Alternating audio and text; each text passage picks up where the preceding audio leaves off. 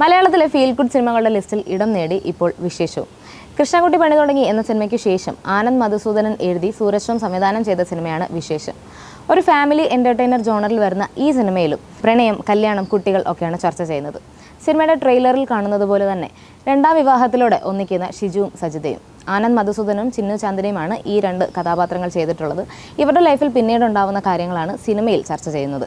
Political corrects നോക്കാതെയുള്ള രണ്ട് കഥാപാത്രങ്ങളുടെയും presentation തന്നെയാണ് സിനിമയുടെ ഹൈലൈറ്റ്. നമ്മൾ 10ാം ക്ലാസ് കഴിഞ്ഞാലോ +2 കഴിഞ്ഞാലോ കോളേജ് കഴിഞ്ഞാലോ സ്ഥിരം കേൾക്കുന്ന ചോദ്യമാണ് അടുത്ത പ്ലാൻ എന്താണ് എന്ന്. കല്യാണം കഴിഞ്ഞവർക്കിത് വിശേഷമൊന്നും ആയില്ലേ എന്നാണ്.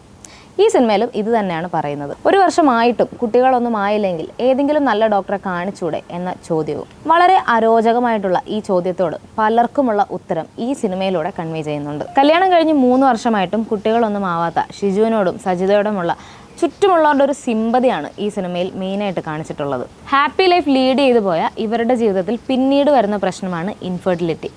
ഒരു സന്തോഷ ജീവിതം നയിച്ചു പോയ ഇവരുടെ ലൈഫിലേക്ക് ഇങ്ങനെ ഒരു പ്രശ്നം വരുമ്പോൾ ഇവരിത് എങ്ങനെയാണ് നേരിടുന്നത് എന്നൊക്കെയാണ് സിനിമയിൽ പിന്നീട് പറയുന്നത്. വളരെ സ്ട്രോങ് ആയിട്ടുള്ളൊരു സബ്ജക്റ്റ് ലളിതമായ രീതിയിൽ അവതരിപ്പിച്ച ഒരു കൊച്ചു സിനിമയാണ് വിശേഷം. ചിന്നു ചാന്ദിനിയുടെ പ്രകടനത്തോടൊപ്പം തന്നെ ഡെബ്യൂ ലീഡ് പെർഫോമൻസ് ആണെന്ന് തോന്നാത്ത രീതിയിൽ ആനന്ദ് മധുസൂദനും മികച്ചതായി തന്നെ നിൽക്കുന്നുണ്ട്. ആനന്ദ് മധുസൂദനൻ തന്നെയാണ് ഇതിലെ പാട്ടുകളും ചെയ്തിട്ടുള്ളത്.